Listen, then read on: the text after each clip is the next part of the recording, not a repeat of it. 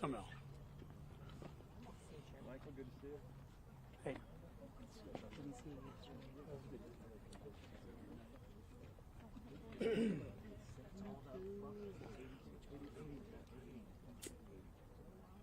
All right. I want to thank press for being here. I want to thank the members of Congress, but especially I want to thank the Gold Star families whose children gave the ultimate sacrifice at Abbey Gate. Our report came out today. It's over 300 pages. It's a historic document. It's not a political document. It was a document designed to get to the truth. As a former federal prosecutor, integrity and credibility was my paramount objective. Follow the facts and the law wherever they take you. Start with the witnesses and build yourself up to the higher levels. And what we found was significant.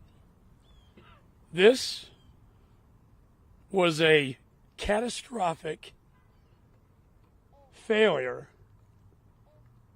of epic proportions. Some say Saigon was the worst. I say this was, for many reasons. The fatal flaw, as we have the chairman of the Joint Chiefs of Staff, General Milley, CENTCOM Commander, General McKenzie, and General Miller on the ground, what was the problem in Kabul, in Afghanistan, at Bagram? Sir, there was no plan.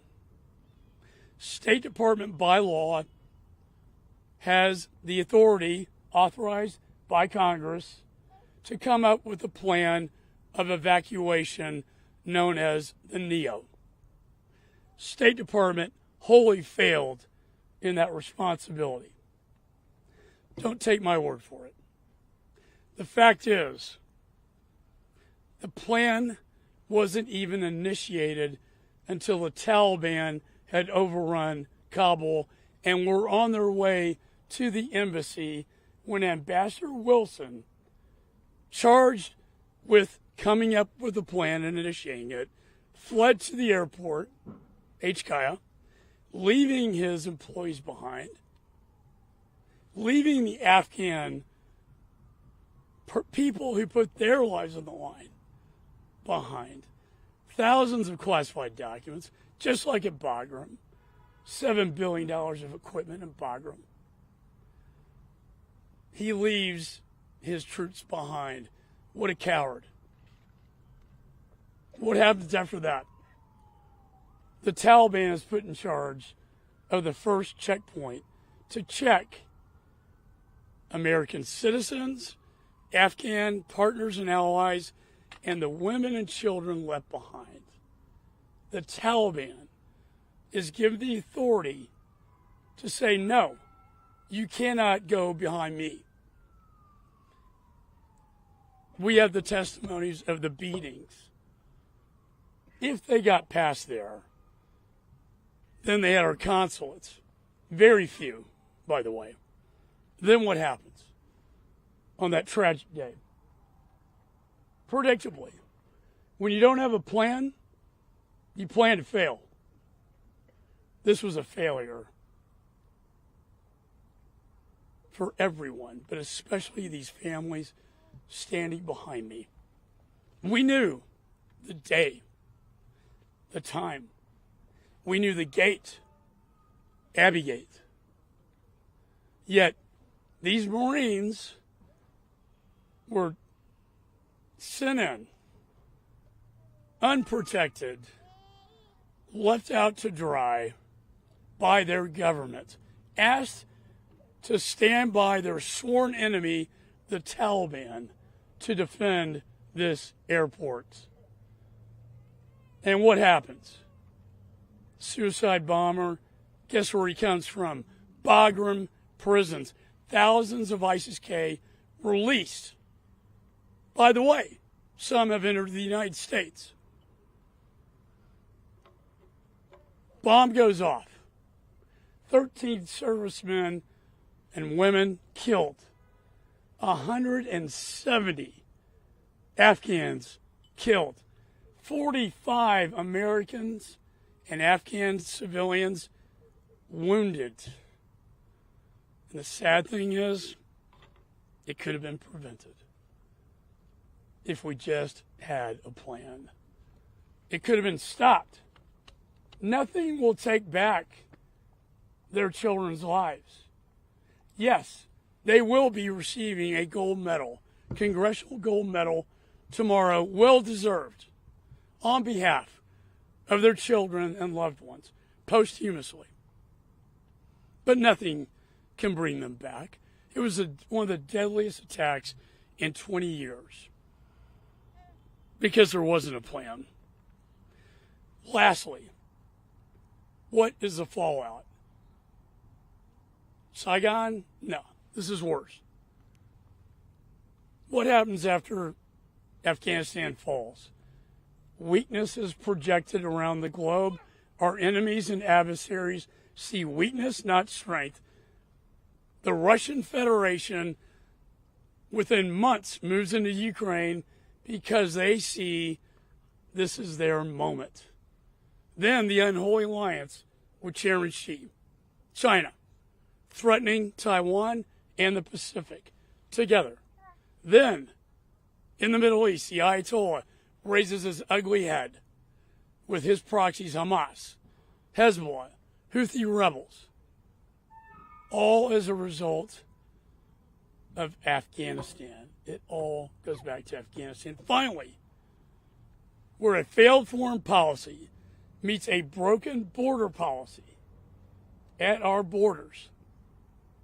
8 ISIS enter the country, now under detention by the FBI as a federal prosecutor counterterrorism. There's also a ISIS ring of 400 people being smuggled into the United States. So it comes full circle back to the United States. I want to end with this. This is not political. It took me 2 years. The first year was wasted by the Democrats. They didn't do one thing. I started this. I had to submit subpoena after subpoena, motions of contempt to bring the channel to cable channel of the employees at the embassy a cry for help so we could get their testimonies. Secretary Blinken, to this day, refuses to take one day out of this month to come before the American people and these families. But he doesn't have time. Just like Joe Biden didn't have time on his watch at Dover. I don't have time for this.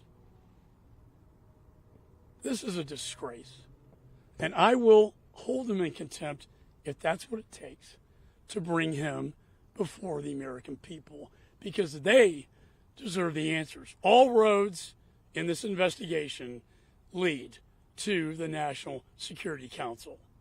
Very clear from all the testimony that Mr. Sullivan, Jake Sullivan, who's the chairman of the National Security Council, was in charge of these decisions being made.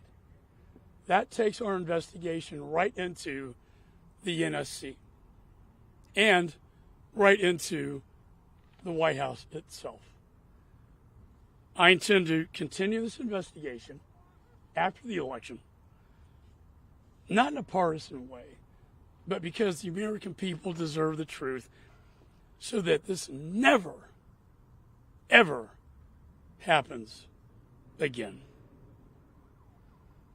So with that, I want to give families some time to speak. Jim McCollum, father of Riley McCollum. And then after that, we'll hear from Mr. Brian Mast. We'll talk, the veterans, for God's sakes. Was it worth it? PTSD they go through.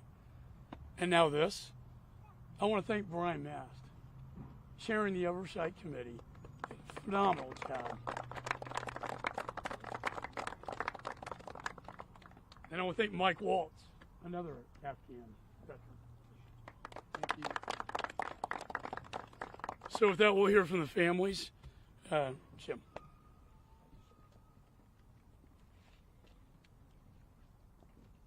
Thank you all for coming today. You got to forgive me. I'm new at this. I'm not nearly as good at this as him, so I'm going to have to read my notes. I'm here with my daughters, Royce, Cheyenne, my grandson, Cameron. I'd like to take a few minutes and definitely thank Chairman McCall, the House Foreign Affairs Committee, Leslie Shedd, all those that worked on this committee to bring this report forward. I'd also like to acknowledge and appreciate Marlon Bateman for he's helped us navigate this process. We're all new at this. We don't know what we're doing. We've been thrust into a position that none of us wanted to be in, and Marlon has been a rock for us to help us get through this process. This report is really important to me and my daughters for the following reasons. 3 years ago tomorrow, September 10th, was the last trip my son Riley took home to Wyoming.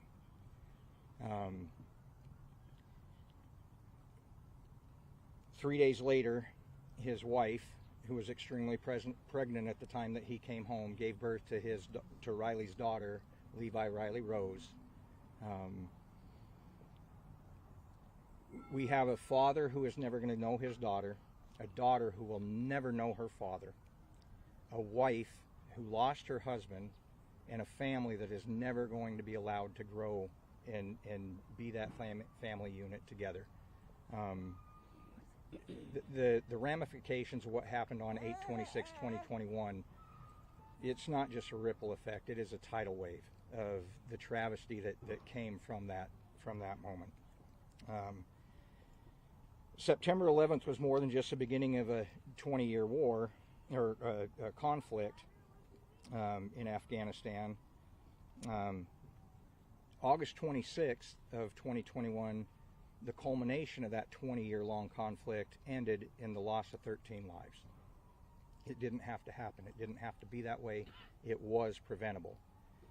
This report lays out a fairly detailed chronological order of what took place, when it took place, and the ramifications of what those decisions were.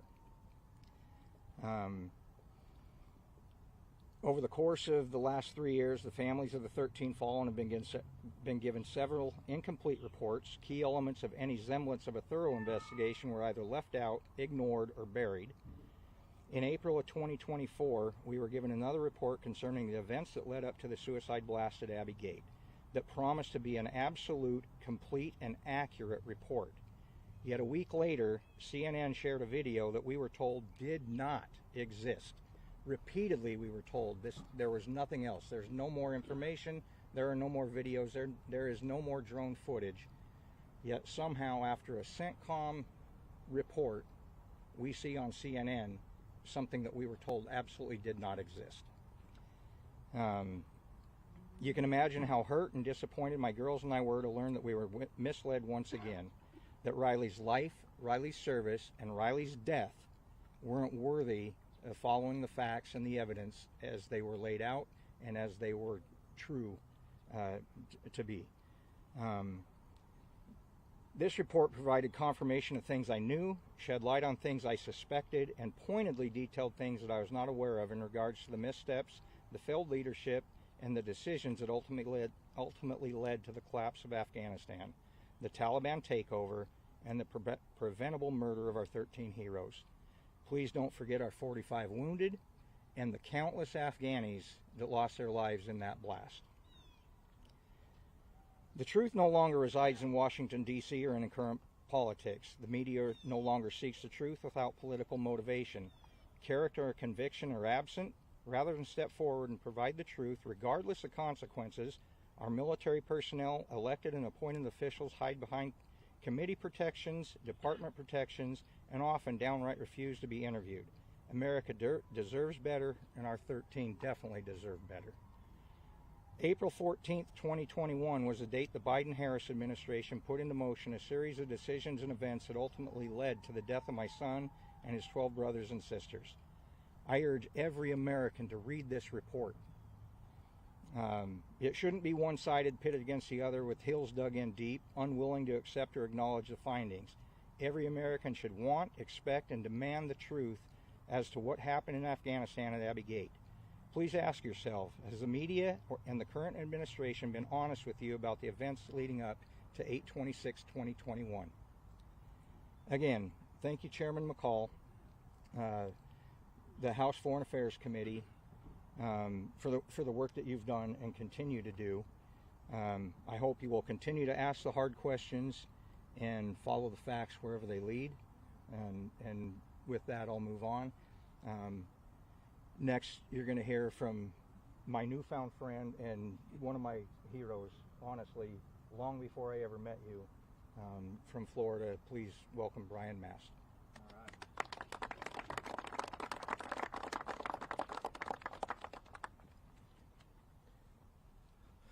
For all of you in the media, you don't have to look at any of this as the opinions of Brian Mast or Chairman McCall or Darrell Issa or Michael Waltz or any other member of this. It's not our opinions. Every bit of this is founded within the transcribed interviews, within the interviews of individuals in hearings, the first-person perspectives of those that were on the ground or in the Pentagon or in Foggy Bottom or somewhere else in the Middle East, in the State Department somewhere, offering what they saw, what they witnessed, what they said, and what was ignored.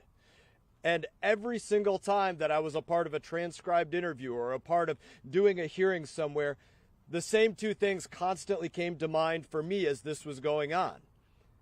The politics were paramount above everything else. The date for withdrawal, September 11, that was paramount over everything in the very beginning. That was politics over national security objectives. The politics were paramount. Everything that was coming out of the White House during the time to spin what was actually happening, it was making the politics paramount, not the reality on the ground. What was coming out of there never actually reflected the reality on the ground as you look at timeline after timeline. And beyond the politics being paramount, you can look at it and you could say everybody and everything else that was contrary to the politics were to be considered disposable. What any NATO ally had to say or ISAF partner had to say, that was disposable information. What came across in a dissent cable from members of the State Department, that every effort was made to withhold that from us, that was meant to be disposable information. What came through from anybody in the Pentagon? Disposable information. Analysis to use a different time, a different season, when fighting was not so prevalent in Afghanistan, disposable information. Whether to use a different air base, a different location, a place more suited to the tactics of that kind of withdrawal, disposable information. And making all of that disposable information made the lives of our service members disposable. That's how they were treated. They literally cost the lives of 13 Americans, many more Afghanis, countless more that we don't know about because they were left behind, because the politics were paramount in all of this. That's my opinion on what I came away with after sitting through those interviews, hearing the people speak that were called by both Republicans and Democrats alike. That it was all about the politics and everything else be damned. And that meant that the only ones that paid any price for all of the mistakes that were made were the children of those that are with us today. Those are the only ones that paid any kind of price. And there's only two people that can change that. That's Joe Biden and the person that he said was the last person in the room, Kamala Harris. It's up to you to make sure that more are held accountable. Get the message out, read the report, read the first-person accounts of what took place, what was said, what was ignored, and what was disposed of, and help get the truth out there, because that's what this report is. It's a report of the truth. I'm going to bring up one of our fathers, a friend, Herman Lopez, father of Hunter Lopez.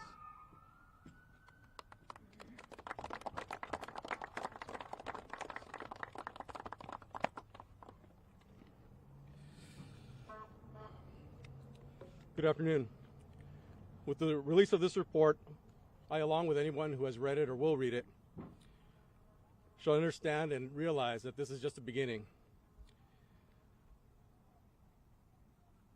It's a beginning of understanding of the events that led to August 26, 2021,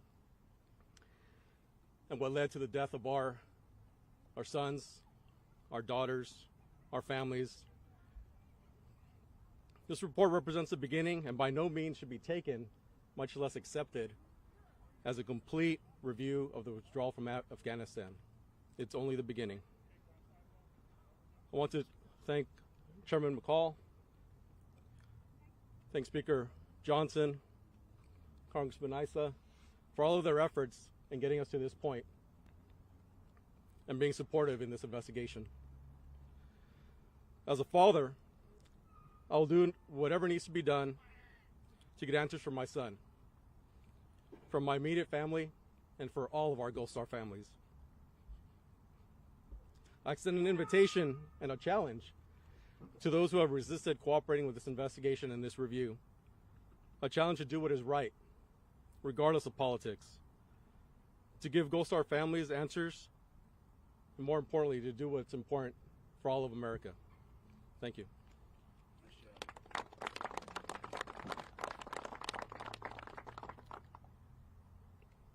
Up next will be Coral Doolittle, mother of Humberto Bert Sanchez. Oh, then, okay. All right. I'm sorry. I'll go and then give it to her. I'm sorry. Yeah, it's all good, buddy. It's all good. It's all good, man. Well, thank you, Mr. Chairman. Thank you to all the members, all the staff that participated in this. I just want to take a moment to knock down some ridiculous narratives that I've seen emerging over the weekend. We saw Biden's Secretary of Transportation, I don't know why he decided to opine on this, Pete Buttigieg, saying that this was a completely politicized and kind of vacuous document. But then at the end of the interview, he admits he hadn't even read it, right? We're hearing, unfortunately, from the Democrats, including Ranking Member Meeks of this committee, that this is a political document, that the timing is all political. You know what was political? The fact that the Democrats were in charge of the House of Representatives all of 2021 as this happened, all of 2022, not an investigation, not a single interview, not a transcribed sit down, not even a round table, one hearing.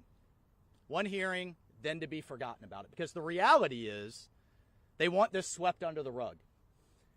Chairman McCall and his team and this committee couldn't even get started until last year. So too often in this town, people like to point to things that are happening that we're looking into as political, when the reality is what didn't happen, what wasn't looked into, what doesn't want to be talked about is truly what's political. And sweeping this under the rug and pretending like it never happened, like their lives didn't matter, like the 20 years that we invested of time and treasure and heartache into keeping this country safe by fighting that war over there rather than here on the homeland didn't matter. That's what's truly and sadly, tragically political. But then the other narrative, well, this was President Trump's fault. But let's rewind the clock and look at some facts. Every president since 9/11 negotiated with the Taliban in some form or the other. President Bush tried to negotiate with the Taliban. President Obama tried to negotiate with the Taliban. Heck, the Bo Bergdahl, and that trade was a confidence-building measure in negotiations with the Taliban. And we saw how well that went. So yes, President Trump entered a deal, but it was a conditional deal. And when his team came to him and said the Taliban had not lived up to 6 of the 7 conditions, They were not negotiating in good faith with the Afghan government. They were not reducing violence around the country. They had not broken ties with al-Qaeda. And I can go down the list. President Trump said, fine, deal's off. Bagram stays, our special operators stay, our intelligence operatives stay, the embassy stays, NATO stays, and when he left office, all of that was in place. The other, just fairy tale that we're supposed to be led to believe is that, well, the Biden administration was stuck with this deal. Let's walk down the list of Trump administration policies Biden and Harris and their team had no problem reversing when they wanted to. Let's get back into the Iran deal that President Trump had pulled out of. Let's get back into the Paris Climate Accords that President Trump had pulled out of. Let's reverse everything and anything to do with securing the border. Heck, let's cancel an entire pipeline, Keystone XL, that was practically already built with $16 billion invested and over 10,000 workers working on it. They could erase a physical pipeline, but yet they're going to be stuck with this deal that President Trump said the Taliban haven't lived up to. And then I think what's most insulting to these families and every veteran that served there, to the Green Berets that I lost there and their families, is the lies and just the total lack of responsibility or accountability out of this administration. President Biden, the generals supported this. They didn't tell me that we needed to leave somebody there. The 3 4-star generals in charge of this operation have all contradicted Joe Biden and Kamala Harris. So, which is it? Our NATO allies fully supported this. The United Kingdom censored a sitting president for the first time since George Washington, the United Kingdom Parliament. We only have 100 Americans that want to leave, that can't leave. Quietly revised to 800 months later. Our Afghan allies are going to be okay, being hunted down by the Taliban as we speak. There's no al-Qaeda. The UN's pointing to 6 to 8 al-Qaeda training camps. ISIS is back, al-Qaeda's back, and their current commander for the Middle East, ISIS is capable of hitting the homeland within 6 months. Lie after lie after lie. So on top of the no transparency, by the way, if this is an outstanding success, why did he have to issue subpoenas? Just give the documents for an outstanding, successful operation. Not only has there been no accountability, not a single person fired. In fact, they're being promoted. The woman in charge of the evacuation is being nominated to be ambassador for Iraq. But the thing that's most insulting in talking to all of these families is they just want to know that they've learned their lesson. If they would just get a phone call, not even a meeting, would you guys just take a phone call saying, you know what, we did a lot of things wrong. Those responsible are being held accountable, not promoted. And we've learned our lessons if we ever have to do this again, so this doesn't happen to future generations of Marines and sailors and soldiers. That is truly all they ask for, and they can't even get that. In fact, future generations of Americans are going to have to go clean up this mess if our homeland gets hit again. And that blood is on their hands, and this report lays it out in their own words. You should be commended, sir. The nation owes you better. The nation knows those future service members better. And I'll tell you what, as long as I'm in this office, I don't care what boards they go sit on or where they go, we will hold them accountable. I hope their conscience holds them accountable. I hope they never get another night's rest for what they've done. Thank you, Mr. Chairman, and I will now hand it over to Ms. Coral. Please.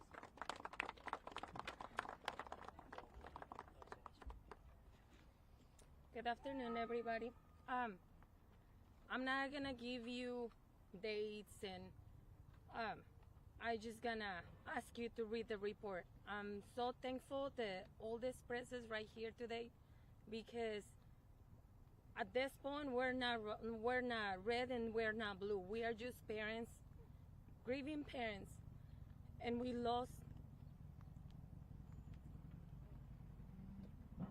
the best that we have.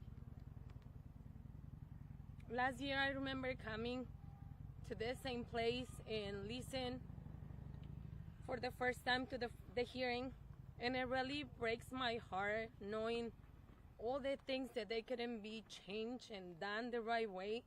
And they just let our kids die. They just send them to die. They did not protect them. They did not care because they were not their own kids. It was our kids. After that, I realized that my kid didn't have a voice. I was not gonna bring my kid back. But I know that there's so many that are still here. They are suffering with PTSD. Our own families are struggling with PTSD. And we don't want this to happen again. All this, it was because of this bad administration. I told you, don't be red, don't be blue, don't hate a person. Read, please. This past 3 days, I have been reading the report, even when I was in some of the hearings, and just the way that they lay it down, it makes you understand all the mistakes that they actually did. Our kids' lives matter a lot to us parents. If for they are trash and they are replaceable, they are not for us. My granddaughter is never gonna enjoy a day with his uncle.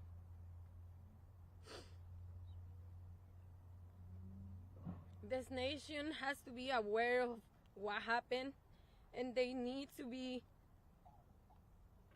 people accountable for all the mistakes that they did.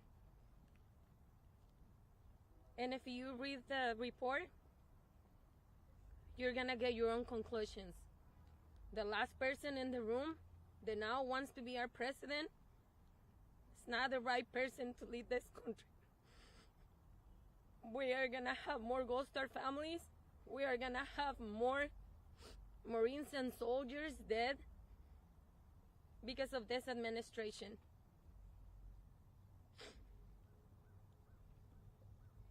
Please read the report, get your own conclusions, and never forget our 13 soldiers. I'm gonna introduce you now to Representative Joe Wilson, Chairman of the Middle East and Northern Africa Subcommittee.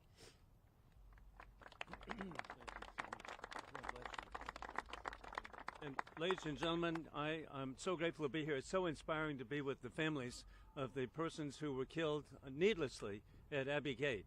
Being here today, I'm here as a member of Congress, but I'm also here as the grateful father of a son, Hunter, who served for a year in Afghanistan. So I identify with the families.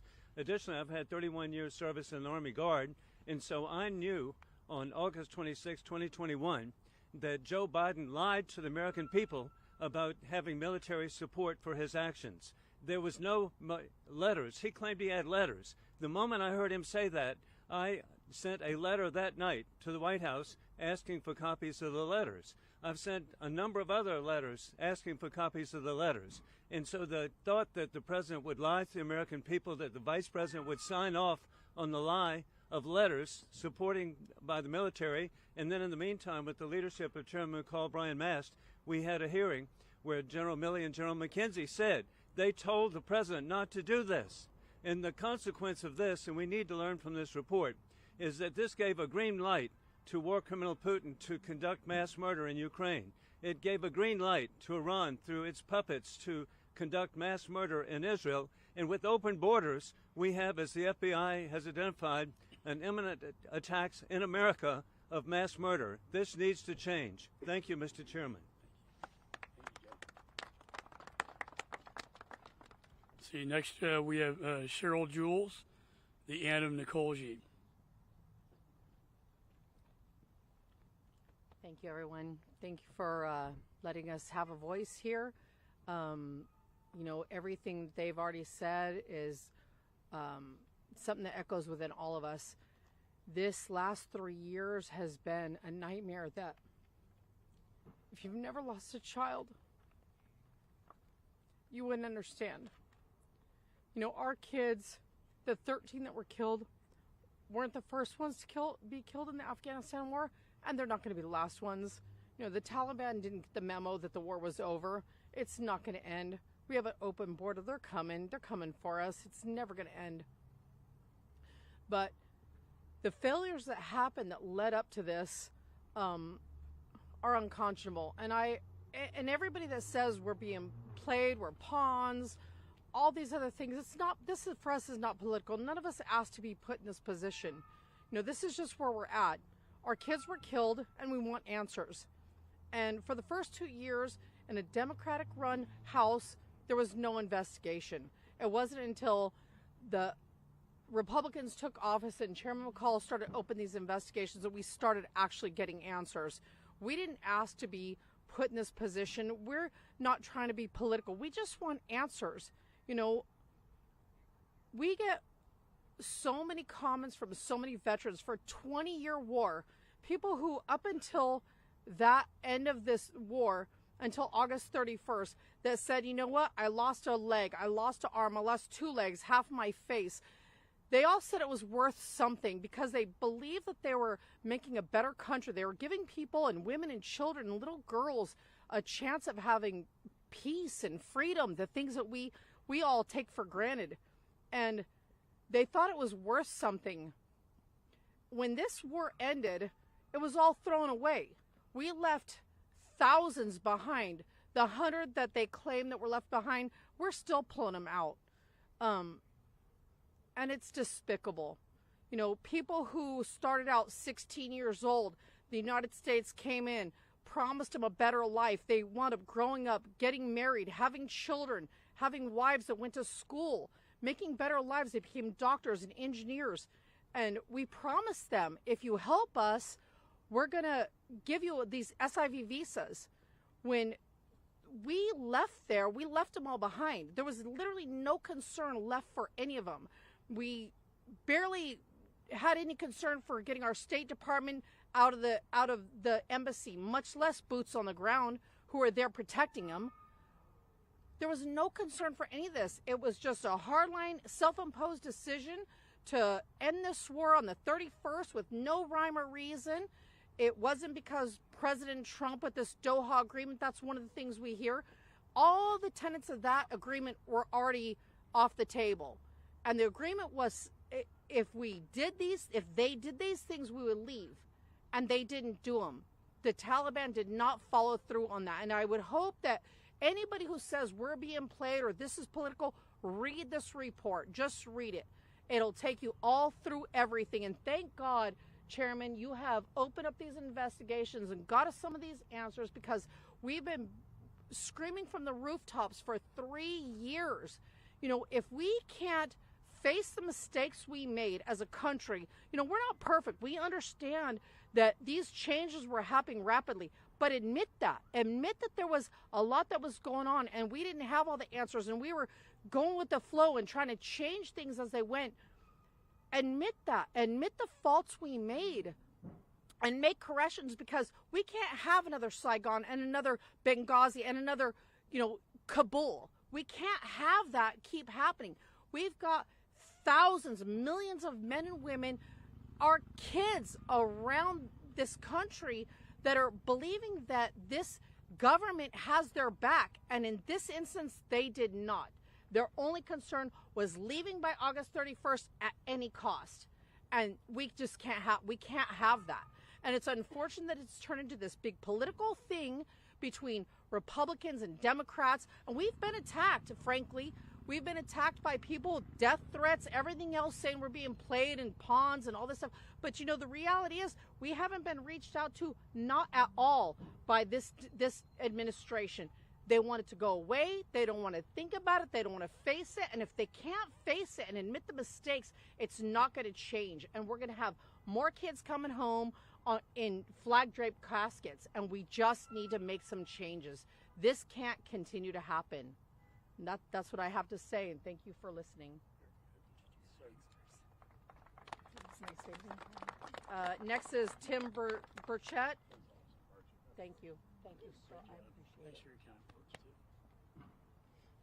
I'll bring my guest with me, Mr. Chairman, if that's all right. Thank you all for allowing me to be here, Mr. Chairman. Thank these members. And if the families could get up a little closer, I want y'all to get a look at them. You get a look at us all the time, but they're the ones that are that we need to be focusing on. Before I say anything else, I wanted to recognize the mama of Staff Sergeant Ryan Canals, who's here with me today. Thank you, dear, for everything. Thank you for being my friend. Ryan was one of the 13 U.S. service members killed in the Afghanistan withdrawal, and I have a daily reminder when I drive out on the Ryan C. Canals Memorial Highway. It fronts on my farm there in Corrington. Nothing compares to the pain and loss this family feels. I feel a twinge every time I drive by that sign, but then it leaves me, but it never leaves the family. My mama lost her brother in the Second World War, and till the very day she died, she still, it seemed every other minute, something would come up about her brother Roy. The pain never leaves. This administration butchered this operation. The report today had 5 basic points. They were determined, hell or high water, to withdraw from Afghanistan no matter what, and no matter what the cost was. The Taliban had already violated the Doha agreements, so we were not under any obligation to withdraw this quickly. Don't let them lie to you. They continuously lie to you about these facts. This administration prioritized optics over safety. The lack of planning created an unsafe environment at the Kabul airport, which resulted in these 13 brave service members being killed, including Ryan. This withdrawal degraded U.S. national security. The Biden administration lied to the American people about the withdrawal at every dadgum turn. And on top of everything in this report, this administration they're still sending up to $40 million of your tax dollars to the Taliban every week. Why aren't you all in the media asking the Senate, where the hell is that legislation and why do they keep sending that money over there? This administration needs real accountability. The legacy media in this country ought to be ashamed of themselves for the way they've conducted themselves, especially during this investigation. You know good and damn well if the shoe was on the other foot, they'd be up in our face, and dadgummit, they should be. Thank y'all very much, Mr. Chairman.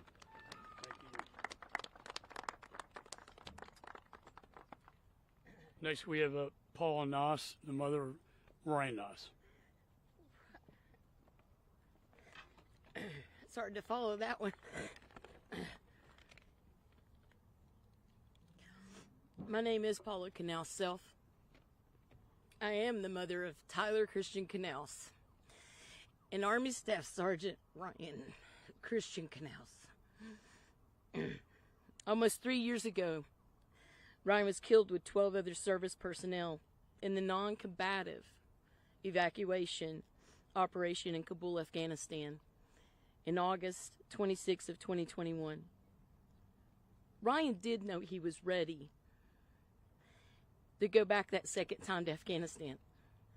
What he wasn't ready for was the politics that came with it.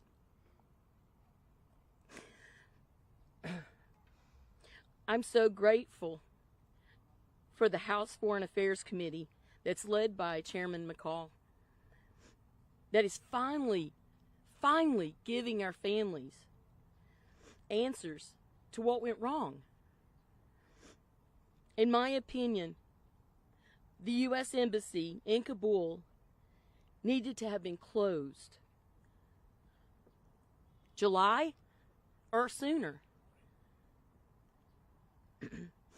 When our military leaders were recommending this to them, arrogance by Biden and Wilson, thinking that a U.S. embassy could stay open in a hostile environment with the Taliban taking province after province by August, is politics over military planning.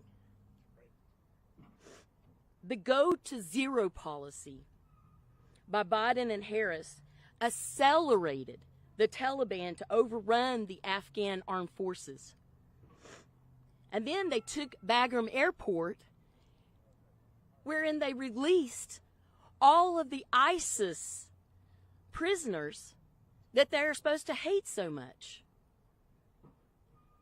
And that ultimately led the ISIS, at least one of them that we know of, to the Abbey Gate, where he strapped on a bomb and he blew our kids up. And the funny thing is, the Taliban had the checkpoints that the ISIS members could go through. It's amazing, isn't it? Do you really think terrorists that are sworn enemies to each other will not work together if they know they can humiliate or cripple the United States of America in some way? That's why the Doha Agreement did not work for Biden and Harris. Because what they meant to do was put it on a timeline, and what it was meant to do was be conditional upon what the Taliban was doing and not doing. Biden then goes on camera to announce our troops' movements and our timeline. What are we going to do with that? Our troops are over there. We're on live TV with our troops sitting ducks in that airport. So many lies and cover-ups by this administration. I speak to Americans. We have been in a downward spiral since the Biden-Harris administration took office. From the ISIS terrorists that were recently caught this year in the United States trying to come across, our southern border, which we opened up by the Biden and Harris administration. Look across the nation right now. We have housing costs that are unbelievable for our people. We have grocery bills that are getting astronomical. We have children being taught things that we never dreamed would be taught in school. This has to stop. We have to stand firm on values that make this nation great again. President Trump is certainly not perfect, but he is a far better choice, in my opinion, than the mess that Biden and Harris have created since Kabul and onward. Remember this in November, Americans. Stop and think about what is going on with the insanity in our country. From the time Kabul happened, it has downward spiraled. And in honor of our nation, our military, including Ryan and the 13 all together, I want to thank you guys for coming out today. Because this mama is going to see it through. She wants to see this country be great again. Thank you.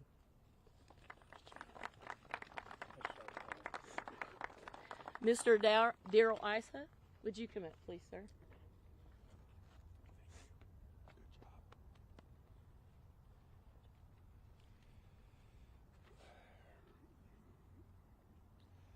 Kelly, Darren, would you come on up?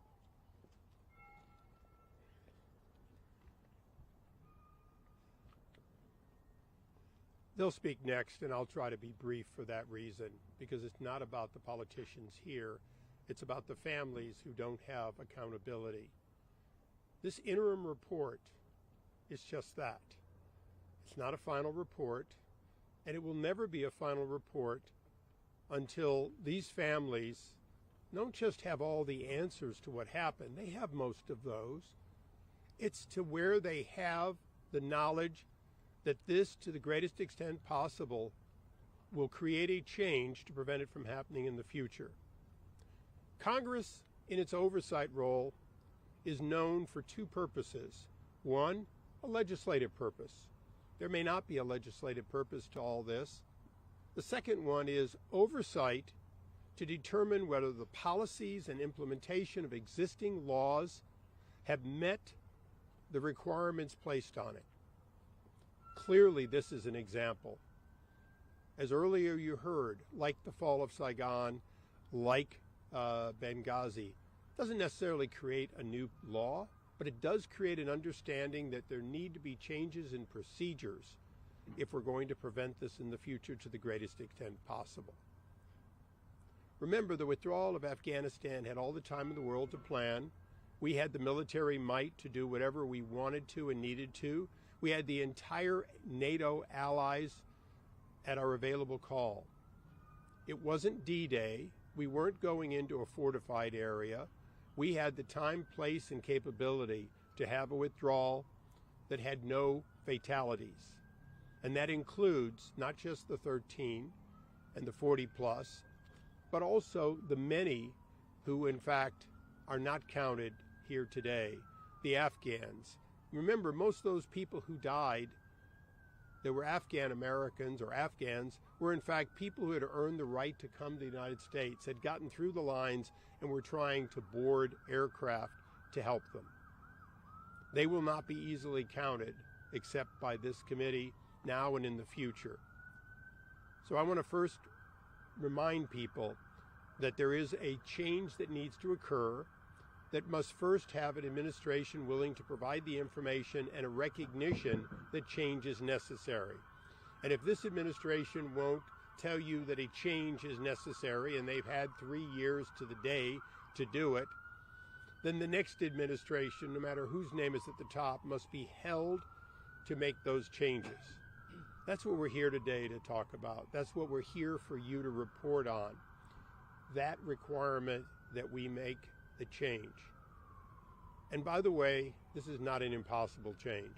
I want to just close by noting that one after another of the members who have been honored to introduce the families have for the most part been people who served in the military. The Foreign Affairs Committee has, at least on our side of the aisle, far more members who have served in the military than you would expect of a peace committee. And there's a reason. Every one of us who have served in the military understands that we'd rather have the State Department and the other programs do the work of preventing war. War is not something that these families wanted or that their loved ones wanted. It was something that came from failures that go back decades. We cannot ignore those failures either. And so for the families, let's make sure that this committee and the men and women of the committee, which includes a great many of us who have served in the United States military, do all we can do to keep this from happening again in another way. Make sure that our enemies fear us, our friends can count on us, and that our foreign policy is one that is understood, that will not tolerate the kinds of things that are going on around the world as we speak. That's what I want you all to remember as you listen to the families. Our job isn't done. Thank you.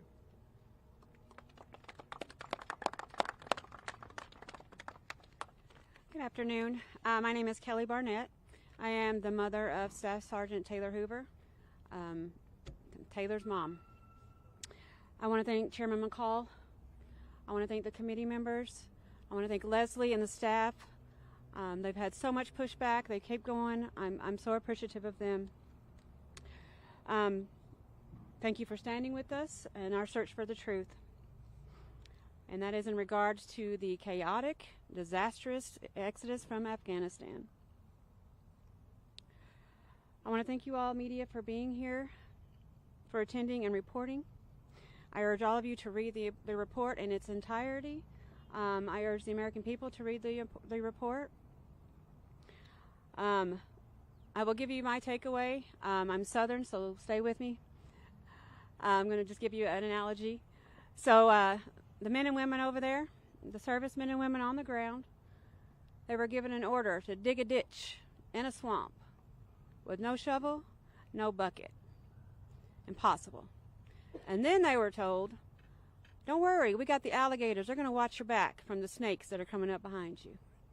Makes no sense. Makes no sense.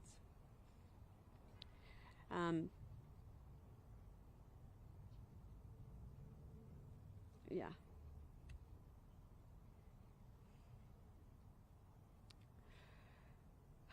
Anyway, yeah, that's the best way to give you how I felt from reading that section, which was the most important section to me. Those men and women, they did their job. They did it 100%. They did other people's jobs. They did the job of the State Department. They were ready. They were Marines. They were soldiers. They were Navy corpsmen. They were ready. They did their job.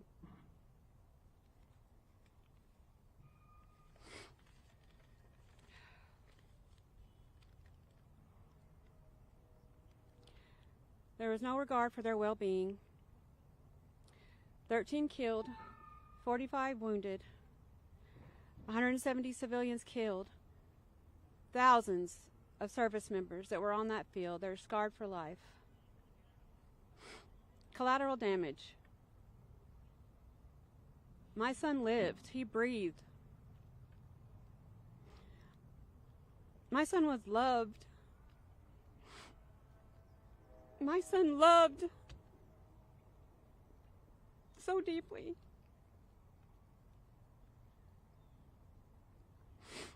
Collateral damage to the Biden-Harris administration. It was a success to them. This report will show this was an intentional disaster orchestrated by the incompetent Biden-Harris administration. I have a plea to the media, the press here. Some of you I've talked to many times. I consider you friends. No matter which side you're on, I don't care. Report this as it's written. Do not spin it. Do not spin it. Report it as it's written. We deserve that. I deserve that.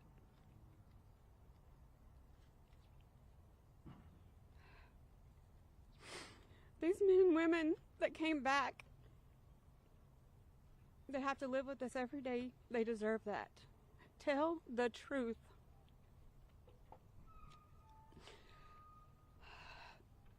I don't want to be here today. I would rather be on a beach in La Jolla watching my son and his sisters attempt to snorkel. That's gone. I will never have.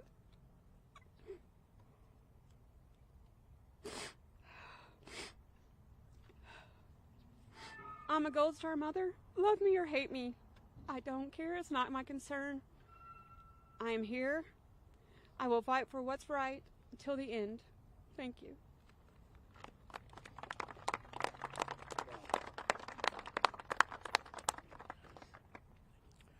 And I'm Taylor's dad. Thank you all for being here.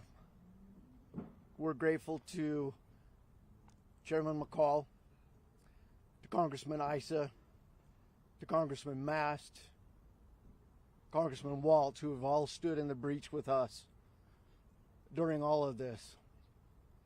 This started just a little over a year ago, where we dug in and trying to find those answers.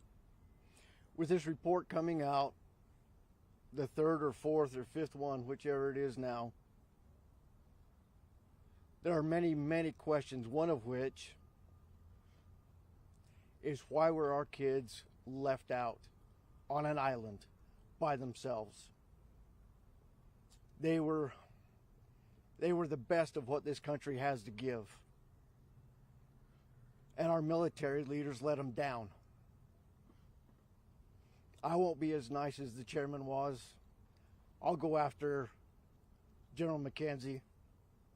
I'll go after Secretary Austin. None of them threatened to quit. None of them threatened to give up. None of them stood up and said to the president and the vice president that you're wrong, that you can't do this. And I'm certainly not going to stop going after Secretary Blinken, who is the Secretary of the State Department.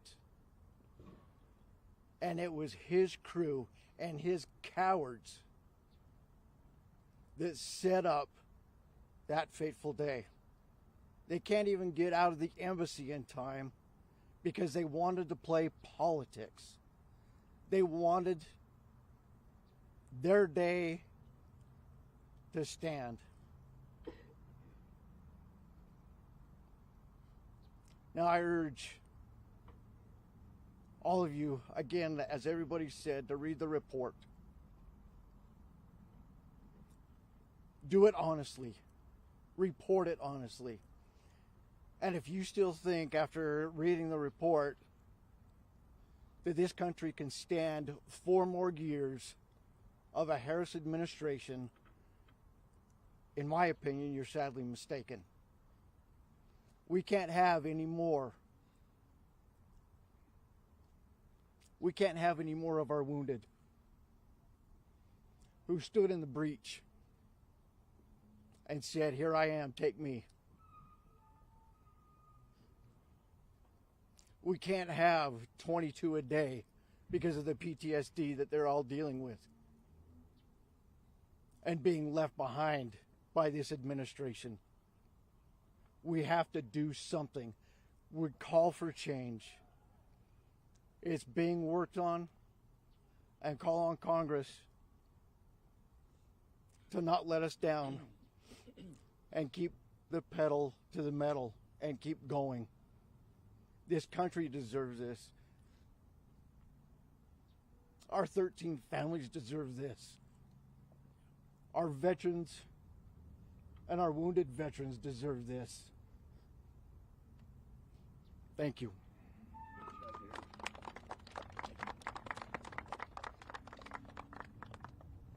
See you next week. We have Representative Michael Waller. Thank you, Mr. Chairman. To quote Joe Biden, this is a big effing deal. And the reason is because for the first time, Joe Biden, Kamala Harris, Secretary Blinken, Secretary Austin, the military leadership, and this administration are being held accountable. Accountable to these Gold Star families and accountable to the American people. For 3 years, they've lied. They've obfuscated. They've tried to cover up. They've misled. All because they didn't want to take accountability for the disastrous withdrawal. That was based on a time frame because Joe Biden wanted to say that when the 20th anniversary of 9/11 hit, we were out of Afghanistan. That is the only reason that we're standing here today, because he allowed politics to be his guiding light. He allowed politics to determine when we withdrew from Afghanistan, as opposed to the conditions on the ground, which is what the Doha Agreement called for. Joe Biden and Kamala Harris, who proudly tells everybody she was the last person in the room. Joe Biden and Kamala Harris own this. 13 U.S. service members are dead because of them, period. Full stop. What this report tells us is very simple. This was preventable. It did not have to happen. That's what this report says. And I encourage every American to read it, to understand the facts and the information, not from the elected officials, not from the members of Congress, but from those who gave firsthand testimony, sworn depositions and statements outlining one disastrous decision after the next. 13 U.S. service members are dead today. Their families never get to enjoy their company. Their children don't know them, don't get to experience the holidays, don't get to experience time on the beach as Joe Biden did as the 3rd anniversary hit. They don't get to sit in a mansion like Kamala Harris did on the 3rd anniversary. Disgraceful. Kamala Harris wants to be the President of the United States. She wants to be Commander-in-Chief. She needs to answer for this report immediately. If any of you in the press actually get the opportunity to ask her a question, don't ask her how she's feeling. Don't ask her, what's your day like? Don't ask her about what it's like to be the first female potentially to be President of the United States. Ask her about this report. Ask her about her decision to withdraw in advance of 9/11? That's what you should be asking her about. So I want to thank Chairman McCall for his effort to uncover the truth, to get accountability for these families, and to make sure that this never happens again. And let's be clear, this is just the beginning, not the end. There will be a reckoning for this administration and everyone that is accountable for these decisions.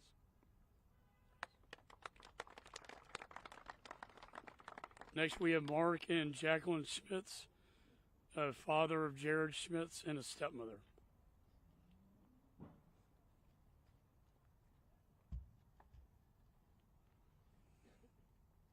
Wow. 3 years, 3 reports, and we're now finally getting names. We are now getting a little bit closer to getting the answers that we've been fighting for. The most disheartening part of this, besides obviously losing our son Jared, and the devastating loss of the other 12, and the horrific, catastrophic injuries sustained by 45 of our own, and the countless Afghans lost. The most disheartening thing besides all that, unfortunately, is our Democratic Party, in my opinion. They've had 2 years to start investigations looking into this. Wasn't important. Didn't care. When we have hearings, I've watched every one of them. I listened to the softball questions being lobbed up from the left side, instead of actually getting down to brass tacks and getting the answers out of the witnesses that they're actually asking questions of. You hear it from every Republican. Last time I checked, our military is not out there defending the Republican Party. They're out there defending all of us. And the fact that this has become a partisan issue blows my mind. It should never, when it comes to the military, ever be that way. I've been on this earth for over 5 decades now. I remember my grandfather, my father telling me stories about George C. Patton. I remember General Schwarzkopf. Where are those generals? I don't have a lot of good thoughts about the ones we've got going right now, because those 2 generals been issued the orders that our current generals got by Joe Biden and Kamala Harris, would have slapped those stars down on that desk right then and there and said, hell no, I'm not doing it. They let this happen. They let our 13 kids get murdered, sacrificed out there. And they have done nothing but try everything they can to make this go away and cover it up. There are Gold Star parents you don't want to piss off because we don't stop fighting. And I'm one of them. Like Paula said, I'm going to see this to the end as well. Things have got to change. We have got to get the government back the way we used to have it, where the Democrats and the Republicans can work together, especially when it's something to do with something like this. It's ridiculous. I don't want to take all the thunder. I'll give it over to my wife, Jacqueline. Thank you. I really just want to talk to those families, those moms and dads, those other maybe soon-to-be parents out there that don't really know anything that's going on. I'm hoping that you guys as the media can really open up. I hope that and share what is really happening. I hope that people will actually read this report. I encourage anybody to. We still have small children at home, and I think Coral said too, that we're all struggling. It doesn't just end with the murdered service member or those veterans that are hurt, both physically as well as emotionally. It goes all the way down to our kids. And it's really hard to parent your kids and tell them to do the right thing, not to lie. The little things, right? We all have hopefully had kids or are raising kids at this time. You can't sweep stuff under the rug, because guess what? Parents typically always find out. And we will get to the bottom of this. That's all I have to say. Thank you. Thank you.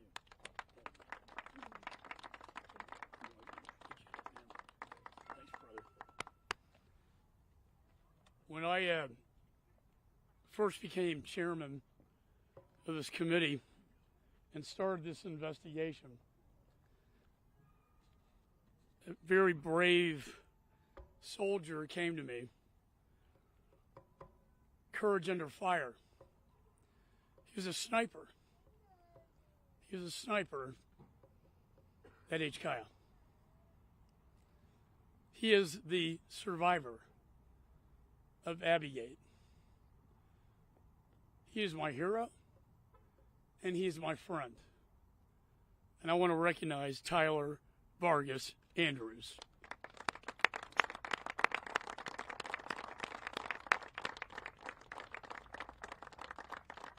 Because this man had the courage to come before Congress, the American people, and the military brass and speak truth to power.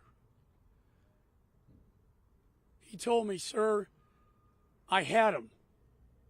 I had the suicide bomber in my sights. I was not given permission to engage the suicide bomber that could have prevented this entire disaster." CENTCOM, as a result, reopened their investigation. I received the briefing. I requested the families receive the briefing. I want this to be declassified, protecting sources and methods, but I want the American people to see it, and I want this man to be briefed by CENTCOM so he can see with his own eyes the pictures, to be able to tell us the truth about what really happened that day. So, sir, it's been an honor to get to know you. I appreciate your courage and your strength.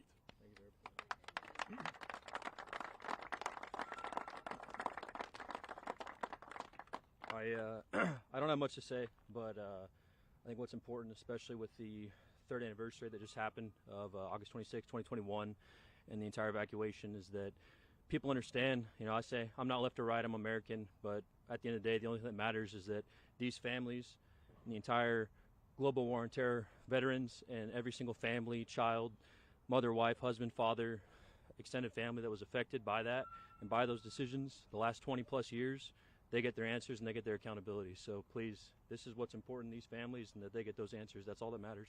Thank you. We're going to meet afterward. I know we have time for questions. I want the families to participate. I don't want this to be just about the members of Congress, because they have stories to tell as well. So, questions?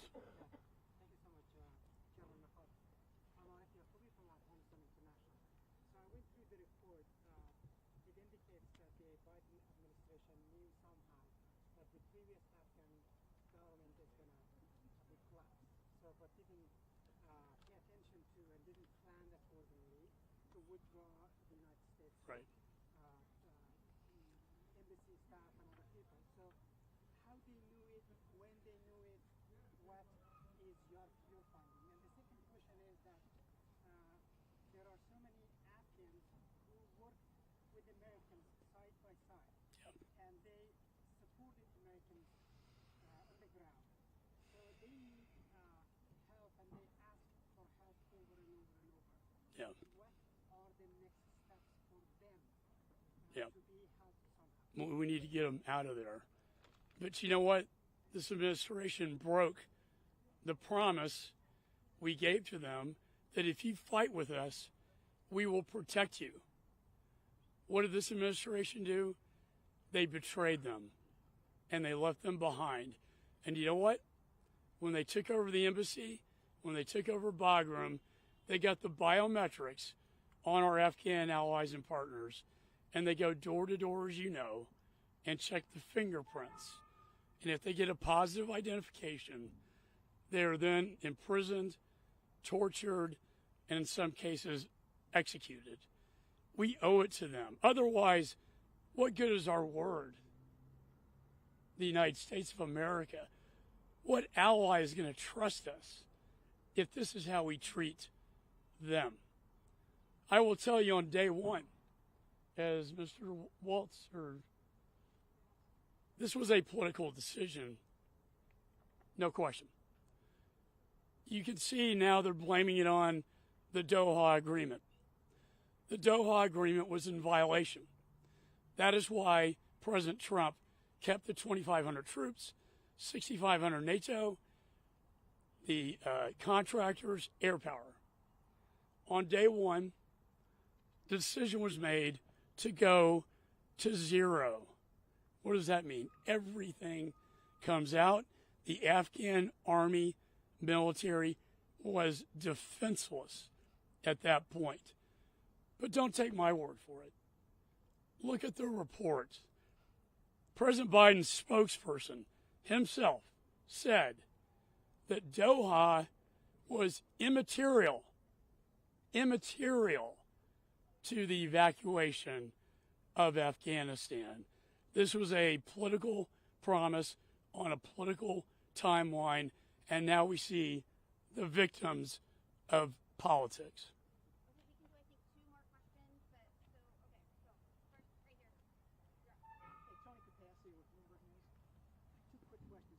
Should the United States still be in Afghanistan?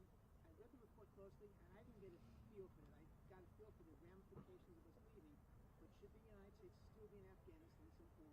Two, can you help the reader of the report understand specific examples where Vice President Harris had input into the decision-making versus Biden-Harris administration? I did a Control 7. I couldn't find specific examples. Well, let me take the first question. They've kind of blown it. I mean, we had stability with a very light footprint. You know, we have 30,000, 25, 30,000 in Korea, 100,000 Europe. We're talking 2,500, 6,500 NATO. NATO didn't want to leave. Air cover. What did we lose? Eyes and ears on the ground. Intelligence, surveillance, reconnaissance, ISR. We cannot see now into Afghanistan except through over the horizon, which doesn't work. We can't see Russia, China, and Iran either because of this tragic failure in foreign policy. We can't see all of ISIS gathering in the Khorasan region of Tajikistan, Pakistan, Afghanistan, making their way to the United States of America. That is what they did to us. And they emboldened the unholy alliance of Putin, Xi, Ayatollah, Kim Jong-un. Second question. Kamala Harris was in the room when the decision was made. She says, I was the last one to leave. If she agreed with our generals and the intelligence community, she wouldn't have agreed with the president. But she did. She said, I 100% agree with the president's decision. She was there. In fact, 2 weeks ago, on the anniversary, when these families are at Arlington Cemetery, grieving the loss of their children, trying to invite their guest, the President of the United States, and then they get harassed by the Army. What does she call it? She called the evacuation brave and courageous. and they call it a success. If that is a success, they have no sense of reality.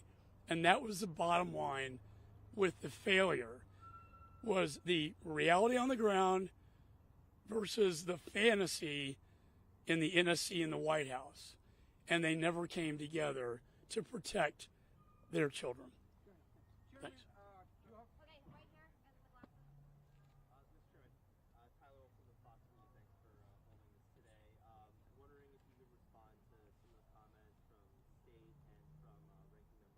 Today, Ranking Member Meeks said he didn't think it was a coincidence that came out the day before the presidential debate. The State Department called it cherry-picked, scoring political points and scandal over. Yeah, they called it cherry-picked before they even read the report. I would ask you to read it. It's very professional. The idea that this was political, I think Brian Mast, or is it?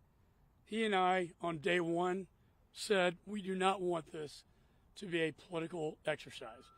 We want this to be a truth-seeking mission.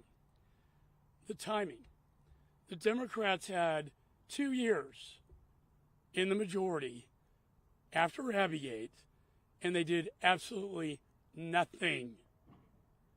On day one, I put this man in charge of oversight, and I said, this is going to be one of my number one priorities. You know what?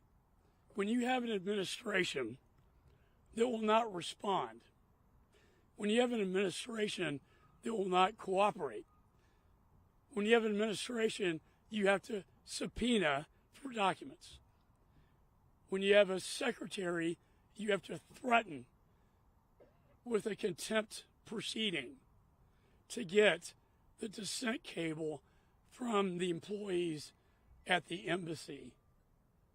What does that do? It slows down the process. Jen Psaki took us 8 months to get her before our committee. So I would say, no, the timing was not by design, nor was it political. What was political was the obstruction that took place between my investigation and the State Department that continued to obstruct our requests. Their goal, in my opinion, was to push us off after the election so they would not have to deal with the truth. You have several investigations on the Hill. This investigation is the one they fear the most because they know they were wrong. Mr. Mast. Yeah, I would just say you can look at it simply administratively. Looks just like a hearing when you're looking at the transcribed depositions. Republicans are asking questions for 30 minutes an hour. Democrats are asking questions for 30 minutes an hour. Just like when you're in the hearings, Republicans are asking questions for 5 minutes. Democrats are asking questions for 5 minutes. We're choosing witnesses. They're choosing witnesses. We're choosing witnesses together. And some of the most damning testimonies came out of the questions from Democrats. Nothing about this whatsoever was cherry-picked. It was, again, it's just the fact that the facts point to this was driven by politics. Everything else be damned. That's what everything points to, whether it was a Republican or a Democrat asking the question or giving the answer. Congressman, thanks for doing this. And a question to your point on for the Gold Star families to answer is one of the points that you guys have made a lot is about how several of you have not received a lot of the personal effects of your children. Yeah. And so I'm wondering if any of you would be willing to talk about that and the experience that it's been in trying to obtain these things, why these are being denied to you, and then bigger picture, if there are other changes. I think all of you have said Yeah. there's a lot more work to be done here. What more are you looking for in future reports, future investigations? When the families came to me with this, we immediately sent a letter to the Secretary of both State and Defense and the White House. Please return the personal effects of the family's children. To me, this is one of the most egregious violations that they can't even get their children's personal effects. But I would like for the families to speak to this. I'll say on the behalf of Sergeant Nicole G's family, we just asked for her cell phone. You know, for months while she was deployed, we kept hearing, "I can't wait till I get back and I tell you everything." She's taking all these pictures. She's on a Navy ship deployed. And, you know, they're in a skiff. She can't send pictures. But for the last 6 months of her life, we don't know what she did. You know, the last pictures we have are all we'll ever have. She'll never grow up. She'll never get married. We'll never see her any older than 23. Those last pictures that she took while she was deployed and stopping in, you know, Greece and Jordan and Oman, you know, we'd love to have those pictures, to see her smiling, her videos with her and her friends. We'll never get those. You know, we've asked for those phones. Many of us have. We haven't received. We get one excuse after the next. This was destroyed, that was destroyed. Oh, it happened, you know, because of biological matter. You know, we know that's not true. I know specifically because of Nicole's injuries were from the neck up. She wasn't on the phone. You know, there's no reason except for whatever reason they've come up with to keep all of our children's phones from us. You know, there's just no reason for it. We just want to know what their last days were like. So that's my point of view. Matthew, sir, if I can hit the second part of your question, and I haven't discussed this with the other family members at all, but for me, it's Blinken's got to step up. He's got to answer some questions, and the NSC is culpable in this from head to toe, and we need them to start answering questions, and we need to dig a little bit deeper there, and hopefully Chairman McCall's committee will continue to find those answers. But there are several peoples and several entities, and as we uncover more, there's going to be more people that need to step up. And I'm asking them point blank, man, step up, do the right thing. We teach our kids to do the right thing, be honest, be forthright, have character and conviction. I would expect that from our elected and appointed leadership, and so far we haven't gotten that.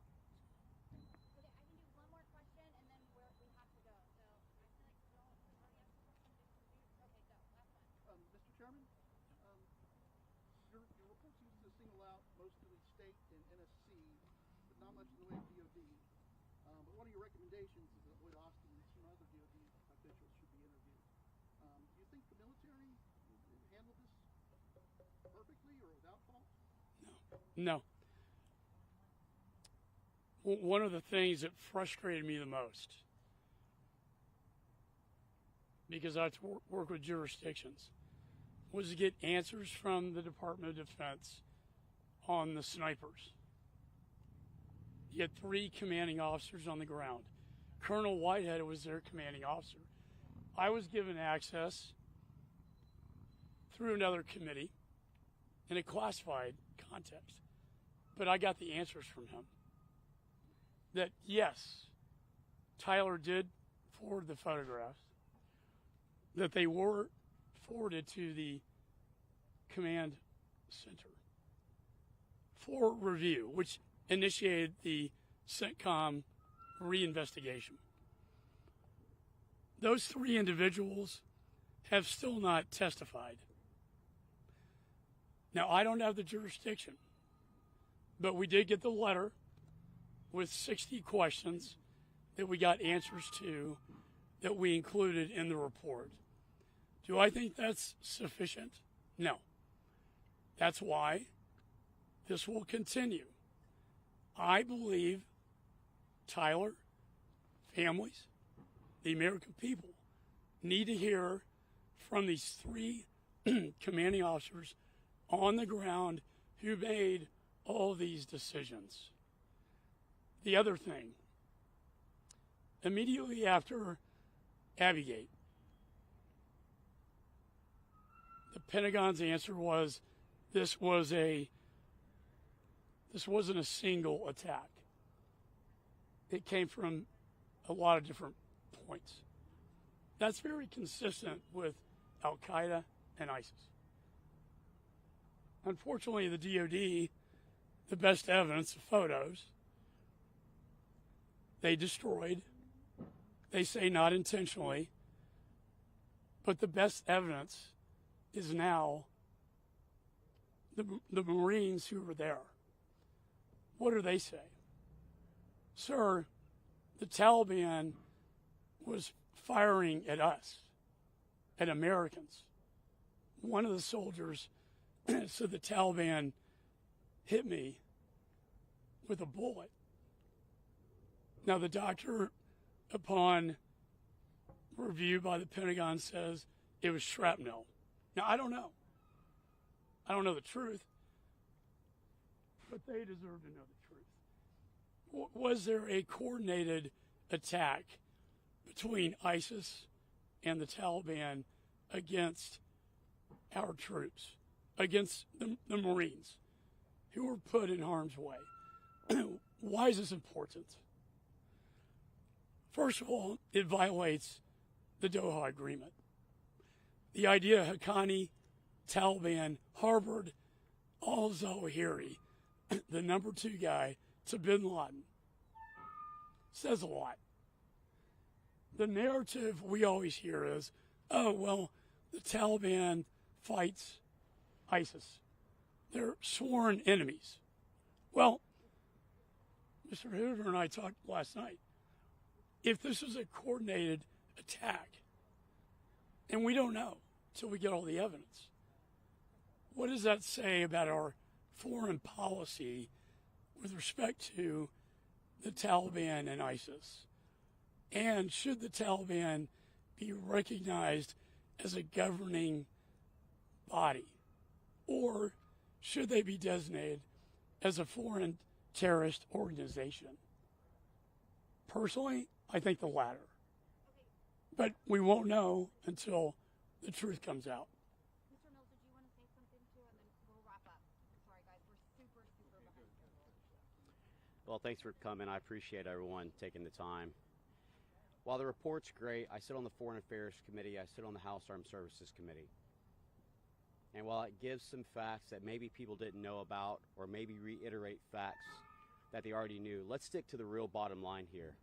There has been no accountability held by Congress. There has been no one removed for command. There has been no one terminated out of the State Department. There's been no one impeached. More hearings and more paperwork does not bring accountability for those responsible for the death of 13 brave heroes. I'm not going to sit here and sugarcoat things as if all of Congress or the U.S. government has done their job. We haven't. If we had, we wouldn't be sitting on the 3rd anniversary still waiting for someone to be terminated or held accountable. And let me be specific. Responsibility and saying mea culpa, I'm sorry, I made a bad call, or Harris's excuse that she was the last in the room or that they feel it's a great airlift success is not accountability for poor decisions where we put politics over strategy and politics over people. This is about these families behind us. This is about the 13 brave heroes who paid the last full measure, who sacrificed 2 lives, the one they were living and the one they would have lived. And until we get accountability, and until Harris and the Biden administration, who wouldn't recognize the 13 names in 2 State of the Unions, will take responsibility and accountability for their actions, then we haven't done enough. And I'm going to keep fighting until we do. Thank you. As a fellow veteran, you need to be aware the American military has been abused by Biden-Harris, and that we have civilian control of the military, and so the military really have been following orders. Well, the orders have been lies, and so sadly we see that before us today, but indeed we know that General McKenzie, General Milley have both said that they advised Biden-Harris not to surrender in Afghanistan, and so that the military has been abused, and we really have a choice of war through weakness or peace through strength in the upcoming election. Thank you.